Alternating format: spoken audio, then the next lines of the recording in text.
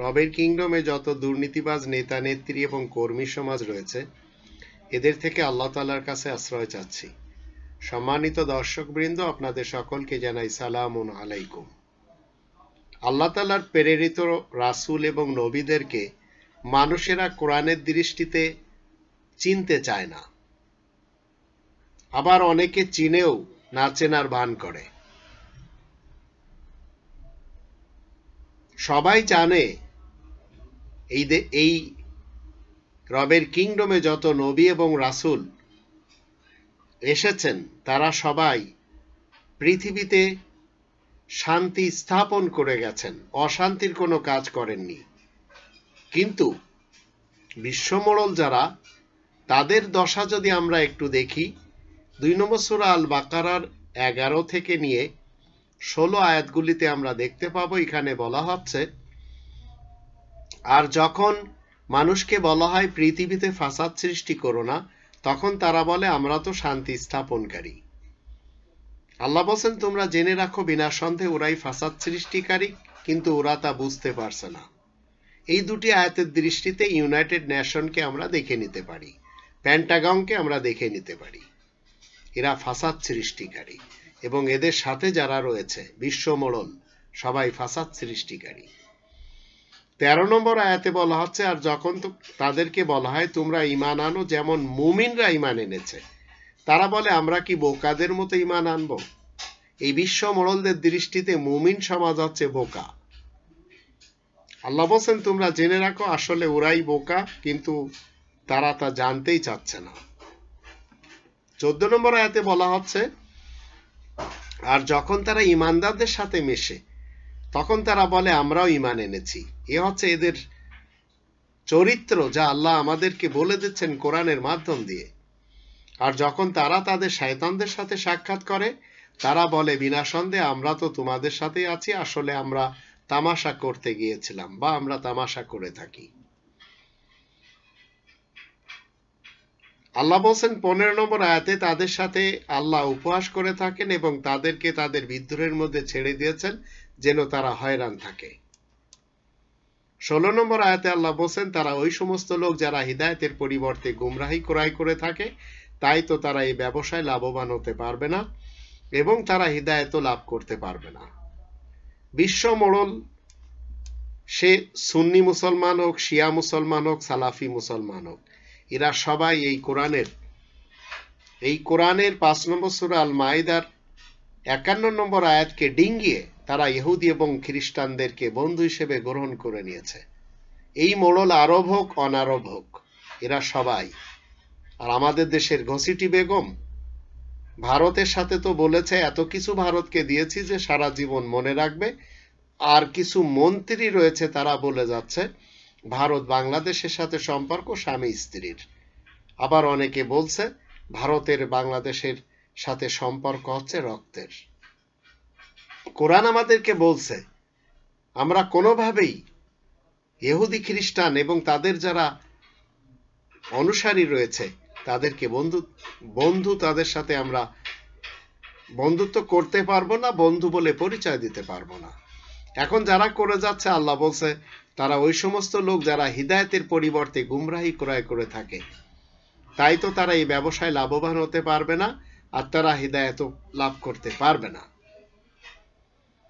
23 নম্বর সূরা আল মুমিনুনের 63 থেকে নিয়ে যদি আমরা 78 আয়াতগুলি দেখি, এখানে বলা হচ্ছে বরং মানুষের হৃদয় এই কোরআনের ব্যাপারে অসচেতন অবস্থায় রয়েছে, এছাড়া সব কাজেই তারা ব্যতিব্যস্ত রয়েছে যা তারা সমানে করে যাচ্ছে। রবের কিংডমে প্রত্যেকটি মানুষ শুধু কোরআনের সাথে সময় দেওয়া ছাড়া বাকি প্রত্যেকটি কাজে তারা সময় দিয়ে যাচ্ছে। 64 নম্বর আয়াতে বলা হচ্ছে, অথচ আমি যখন তাদের মধ্যকার সুখী লোকগুলোকে পাকড়াও করব আযাবের মারফতে, তখন কিন্তু এরা চিৎকার আর্তনাদ শুরু করবে।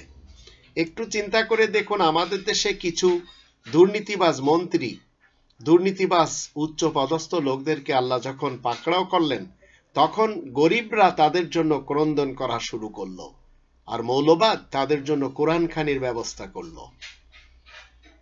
65 নম্বর আয়াতে বলা হচ্ছে, আজকের এই দিনে তোমরা চিৎকার করো না মোটেই, তোমরা আমার কবল থেকে মোটেই রেহাই পাবে না। আমাদের দেশে ভোট চোর খুনি হাসিনা, খুনি এবং ভোট চোর, তাকে সবাই মাননীয় বলে সম্বোধন করছে। ঠিক খুনি এরশাদকেও তাই করেছে, খুনি খালেদাকেও তাই করেছে। এরাই মূলত বাংলাদেশে মানুষ মেরেছে। শাপলা চত্বরের ঘটনা বলেন, গ্রেনেড হামলার ঘটনা বলেন, পিলখানার ঘটনা বলেন, এরশাদের স্বৈরা শাসনে সেই কালো যুগ জাতি সবাই মনে রেখেছে। 66 নম্বর আয়াতে বলা হচ্ছে, যখন তোমাদেরকে আমার আয়াতসমূহ পড়ে শোনানো হতো তখন কিন্তু তোমরা পিঠ ফিরিয়ে পালিয়ে যেতে। আজ আমরা বলছি এই কনস্টিটিউশন বাংলাদেশি সেবা পার্টি মেনে চলছে, আমরা আমাদের জীবনে এই কনস্টিটিউশন মতে গেঁথে নিয়েছি এবং এই মতে চলছি। তখন এরশাদের জাতীয় পার্টির লোকেরা, খালেদার বিএনপির লোকেরা, হাসিনার আওয়ামী লীগের লোকেরা পিঠ ফিরিয়ে পালিয়ে যাওয়া শুরু করেছে। তারা এই কনস্টিটিউশন পছন্দই করে না। এবং এদের কথা কি, এই কনস্টিটিউশন যিনি এনেছেন তার ব্যাপারে এরা সবাই ব্যঙ্গ বিদ্রুপ করে যাচ্ছে। এদের সাথে রয়েছে হিফাজত, এদের সাথে রয়েছে তরিকত, এদের সাথে রয়েছে বড় বড় ধর্মের পার্টি জামাত শিবির। 67 নম্বর আয়াতে বলা হচ্ছে, কোরআনের সাথে অহংকার করে যেন তোমরা একটি কত্থক গল্প কারককে এড়িয়ে গেলে। কোরআনের সাথে এদের অহংকার। এরা রাসূল কারীমের আনিত এই কনস্টিটিউশন মানে না, মানবেও না কখনো। অথচ এরা সবাই মুসলমান সুন্নি, মুসলমান শিয়া, মুসলমান সালাফি। বিশ্বের সবচেয়ে বড় ইজতেমা হয় ঢাকাতে, সেখান থেকে তারা একটি শব্দ বলতে পারে না যে এই দেশের দেশ প্রধান একজন খুনি, একজন মানুষ হত্যাকারী, একজন ভোট চোর। কারণ এটা বললে পরবর্তী বছরে আর এই প্যান্ডেল সাজবে না। 67 নম্বর আয়াতে বলা হচ্ছে, 68 নম্বর আয়াতে বলা হচ্ছে, তারা কি মোটেই চিন্তা করেনি এই বিশেষ বাণী সম্পর্কে? না তাদের কাছে এমন জিনিস এসেছে যা নাকি তারা তাদের বাবা, দাদা, নানা, পরনানাদের কাছেও আসেনি। এটা তো সকলের কাছে এসেছে, কিন্তু এই কনস্টিটিউশন আমরা সংসদে আনতে রাজি না। হোক জাতীয় পার্টি, হোক জামাত শিবির, হোক হিফাজত, হোক বিএনপি কিংবা আওয়ামী লীগ, এই কনস্টিটিউশন যদি সংসদে এসে যায় তাহলে সেখানে মমতাজের মতো অযোগ্য, সেখানে আর যারা অবৈধ মন্ত্রীরা রয়েছে, এমপিরা রয়েছে, তারা কেউ প্রবেশও করতে পারবে না। 69 নম্বর আয়াতে বলা আছে, না তারা নিজেদের রাসূলকে চিনতে পারেনি, যে জন্য তাকে অমান্য করছে। এরা নিজেদের রাসূলকে চিনতেও তো পারেনি, আর চিনলেও তারা না চেনার ভান করে যাচ্ছে। কারণ রাসূল এনেছেন এই কনস্টিটিউশন। এই কনস্টিটিউশন এই জন্য আসেনি, যেভাবে আমাদের দেশের অলিগলিতে হিফজখানাতে খোলা হয়েছে, সেখানে বলৎকার হয় বাচ্চাদের সাথে, তাদেরকে হাফেজ বানানো হয়। কোরআন এই জন্য আসেনি যে আপনি আপনার সন্তানদেরকে এটা শুধু মুখস্থ করান। কোরআনের 5টি দাবি রয়েছে প্রত্যেকটি মানুষের উপরে, সে মুসলিম হোক নন মুসলিম হোক। কোরআনের উপরে বিশ্বাস করতে হবে, কোরআনের ভাষায় কোরআনকে পড়া শিখতে হবে, নিজের মাতৃভাষায় কোরআনকে পড়তে হবে, জানতে হবে, কোরআন মতে জীবন কাটাতে হবে এবং কোরআনের তাবলীগ করতে হবে। তো 69 নম্বর আয়াতে বলা আছে, না তারা নিজেদের রাসূলকে চিনতে পারেনি, যে জন্য তাকে অমান্য করেছে। রাসূল এই কোরআনের তাবলীগ করেছেন, আর আপনি একজন মুসলমান হয়ে ফাজাইলে আমলে তাবলীগ করে যাচ্ছেন, ফয়জানে সুন্নতের তাবলীগ করে যাচ্ছেন। চিন্তা করে দেখুন, আপনি নিজেকে বলছেন সুন্নি, শিয়া, সালাফি, আর আল্লাহ বলছেন হুয়া সাম্মাকুমুল মুসলিমিন, আল্লাহ তোমাদের নাম মুসলিম রেখেছেন। তো আপনি প্রত্যেকটা জায়গায় পাঙ্গা নিচ্ছেন আল্লাহ তাআলার আয়াতের সাথে। 22 নম্বর সূরা আল হজের 78 নম্বর আয়াতে আল্লাহ বলেন হুয়া সাম্মাকুমুল মুসলিমিন, সেই সত্তা তোমাদের নাম মুসলিম রেখেছেন। আমরা সবাই মুসলিমিন, আর এই মুসলিমিন হিসেবে আমাদের মৃত্যুবরণ করতে হবে। শিয়া, সুন্নি, সালাফি, তাবলিগি, হিফাজত, চরমোনাই, আটরশি, মাইজ ভান্ডার, দেওয়ানবাগ এইসব হয়ে আপনাকে মৃত্যুবরণ করতে হবে না। 3 নম্বর সূরা আল ইমরানের 102 নম্বর আয়াতে আল্লাহ বলেন, ওয়ালা তামুতুন্না ইল্লা ওয়া আনতুম মুসলিমুন। এরপরে 70 নম্বর আয়াতে কি বলা হচ্ছে? না, তারা বলছে মতিভ্রম ঘটেছে, অথচ সে তো সঠিক তথ্য নিয়ে এসেছে। আসলে তাদের মধ্যে অনেকের কাছে সত্য কথা খারাপ লাগে। আজ যখন আপনি এই কনস্টিটিউশন, এই গ্রন্থকে বাংলাদেশের প্রধান আসনে বসাতে চাচ্ছেন, যা বাংলাদেশি সেবা পার্টির দাবি, কিন্তু এক শ্রেণীর লোক এই সত্যকে তারা মানে না, তাদের কাছে খারাপ লাগে। কারণ এই সত্য যখন দেশের মানুষের জন্য বিচার কার্য সম্পাদন করবে, তখন 5 নম্বর সূরা আল মাইদার 44, 45 এবং 47 আয়াত মতে বিচার বিভাগে স্বচ্ছ বিচার হবে। এটি হচ্ছে আল্লাহ তাআলার আইনে লেখা। 71 নম্বর আয়াতে কি বলা হচ্ছে? আর যদি হক তাআলা তাদের মর্জি অনুসারে কাজ করেন, তাহলে গগনমণ্ডল ও পৃথিবীর বুকে যা কিছু রয়েছে সবই যে বরবাদ হয়ে যাবে। বরং তাদের জন্য উপদেশ আমি পৌঁছে দিয়েছি, কিন্তু ওরা নিজেদের উপদেশকে এড়িয়ে যাচ্ছে। এই গ্রন্থটি আপনার আমার জন্য, আপনি হিন্দু হন, বৌদ্ধ হন, খ্রিস্টান হন, জৈন হন, ইহুদি হন, নাসারা হন, মুসলমান, শিয়া, সুন্নি, সালাফি যেই হন না কেন, এটি হচ্ছে আপনাকে এবং আমাকে উপদেশের জন্য আল্লাহ তাআলা দিয়েছেন। 21 নম্বর সূরা আল আম্বিয়া 10 নম্বর আয়াতে আল্লাহ বলেন, লাকাদ আনজালনা ইলাইকুম কিতাবান ফিহি যিকরুকুম আফালা তাকিলুন। আমি তো তোমাদের সকলের দিকে একটি লিখিত গ্রন্থ পাঠিয়েছি, যার ভিতরে তোমাদেরই উপদেশ উল্লেখ রয়েছে। তোমরা কি একটু বুঝবে না? এরপরে আসেন 72 নম্বর আয়াতে বলা হচ্ছে, তুমি কি ওদের কাছে কিছু করে মাসুল পেতে চাও? আসলে তোমার রবের মাসুলই তো উত্তম, তিনি তো সর্বোত্তম অন্নদাতা। তাহলে কোন নবী রাসূল এই পৃথিবীতে কোরআনের কাজ করে মাসুল পেতে চায়নি। কিন্তু আমাদের দেশে কিছু গুন্ডা মৌলবাদ রয়েছে। এই গুন্ডা মৌলবীরা ওয়াজ করে খায়, সুর বিক্রি করে খায়, সার্কাস দেখিয়ে তারা পয়সা হাতিয়ে নেয় এবং জনগণকে বোকা বানিয়ে তারা 2 পয়সা ইনকাম করে। আবার মাঝে মাঝে সার্কাসও দেখায়, গানও গায়। আবার যখন যে এলাকায় যায়, তখন সেই এলাকার লোকদেরকে খুশি করার জন্য সেই এলাকার ভাষায় তারা কিছু তাদেরকে শোনায়, কখনো গান আকারে, কখনো গজল আকারে, কখনো তাদের শোনানোর জন্য, তাদের খুশি করার জন্য সেই এলাকার ভাষা শেখে। 73 নম্বর আয়াতে বলা হচ্ছে, আসলে তুমি তো তাদেরকে সরল সহজ পথের দিকে ডাকছো। 74-এ বলা হচ্ছে, আর যারা আখিরাত সম্পর্কে মোটে আস্থাবান নয়, তারাই যে পথ ছেড়ে বাঁকা হয়ে থাকে। এই পথের কথা যখন আপনি আমি জাতির ভাই বোনদেরকে বলি, তখন জাতির ভাই বোন আপনার আমার শত্রু হয়ে যায় এবং তারা সবাই গুন্ডা মৌলবীদের পিছনে যায়। কারণ তারা তো কিসসা কাহিনী করে আপনাকে জান্নাতের সার্টিফিকেট দেয়। মূলত কোরআন তো আপনাকে এইভাবে জান্নাত দিবে না। তো যারা আখিরাত সম্পর্কে মোটেই আস্থাবান নয়, তারাই যে পথ ছেড়ে বাঁকা পথে যায়। এই গুন্ডা মৌলবীদের শামিয়ানার নিচে লক্ষ লক্ষ মানুষ জমা হয়। কিন্তু আপনি আমি যখন কোরআনের কথা বলি, সামান্য কিছু লোকেরা শোনে। তবে যারা শোনে তাদের কোয়ালিটি রয়েছে। ইসলাম কোয়ালিটিকে পছন্দ করে, কোয়ান্টিটিকে পছন্দ করে না।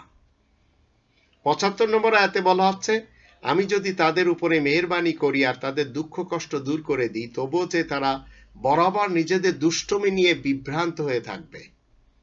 আমাদের দেশের সংসদে যারা রয়েছে, তাদের কাউকে নিয়ে আপনি আমি কি গর্ব করতে পারি? চিন্তা করে দেখুন, আমরা গর্ব করতে পারি না। একজন মন্ত্রীকে নিয়ে আমাদের গর্ব নেই, তাহলে একজন এমপিকে নিয়ে আমাদের গর্ব নেই। কিন্তু জাতির লোকেরা এদের সকলের জন্য বদদোয়া দেয়, সবাই এদের থেকে নাজাত চায়। হাসিনা থেকে নিয়ে হাসিনার পিছনে যারা স্লোগান দিয়ে যাচ্ছে, যারা তাকে মাননীয় বলে যাচ্ছে, যারা ভোট চোর বলতে পারছে না, যারা খুনি বলতে পারছে না, তাদের সকলের জন্য জাতির বয়োজ্যেষ্ঠরা, জাতির কনিষ্ঠরা সবাই বদদোয়া দেয়। আল্লাহ তাআলার কাছে তারা দোয়া করে যে আল্লাহ এদেরকে শেষ করে দিন, এদের জুলুমের রোলার থেকে আমাদেরকে বাঁচান। আবার কোন মন্ত্রী যখন মারা যায় তখন জাতি স্বস্তি পায়। ৭৬ বলা হচ্ছে, আমি ওদেরকে আযাবের মারফতে পাকড়াও করেছি, কিন্তু ওরা তো তখন সকাতরে ফরিয়াদ করেনি, আর তারা ফুঁপিয়ে ফুঁপিয়ে কেঁদে ওঠেনি। মৃত্যুর পূর্বেও চিন্তা করে দেখুন, মাহবুবে আলম সাহেব বলে যাচ্ছেন তার বড় আশা ছিল সাঈদীর ফাঁসিটা যদি তিনি দেখতেন। তো এই ধরনের আশা, মানে মানুষ অন্য মানুষকে কিভাবে মারবে, অন্য মানুষকে কিভাবে মরতে দেখবে, এই আশা নিয়ে দুনিয়া থেকে যাচ্ছে। আর এগুলি রেকর্ড করা হয়েছে। আল্লাহ তাআলার বান্দাদেরকে মেরে ফেলে দেওয়ার অধিকার অন্তত খুনি হাসিনার নেই, খুনি এরশাদেরও ছিল না, খুনি খালেদারও ছিল না। ৭৭ বলা হচ্ছে, তাই তো আমি ওদের জন্য কঠিন শাস্তির দরজা খুলে দেব, তখনই তাতে ওদের আশা ভঙ্গ হবে। ৭৮ বলা আছে, তিনি তো সেই মহান যিনি তোমাদের জন্য কান, চোখ আর মন তৈরি করে দিয়েছেন, কিন্তু তোমরা তো খুব কমই কৃতজ্ঞতা প্রকাশ করো। তাই আসুন আমরা কৃতজ্ঞতা প্রকাশ করার চেষ্টা করি। আজ রাসূল কারীমকে নিয়ে যেভাবে ব্যঙ্গ বিদ্রূপ করা হচ্ছে রবের কিংডমে, আপনি কি মনে করছেন এজন্য ইসলামের কোনো লস হচ্ছে?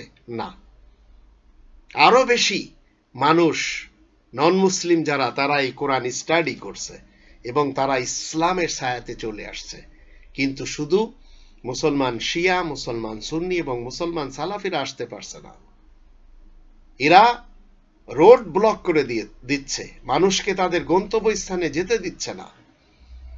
এরা নিজেদের চরিত্র দেখিয়ে দিচ্ছে, গলা ফাটিয়ে ফাটিয়ে এরা রাস্তায় দৌড়াদৌড়ি করছে, খুনি হাসিনার কাছে বিচার চাচ্ছে। এরা পারছে না খুনি হাসিনা এবং তার দলবলদের বিরুদ্ধে কথা বলতে, নিজ দেশে সত্য কথা বলতে পারছে না, কিন্তু ইউরোপের বিরুদ্ধে তাদের খুব মাথা ব্যথা।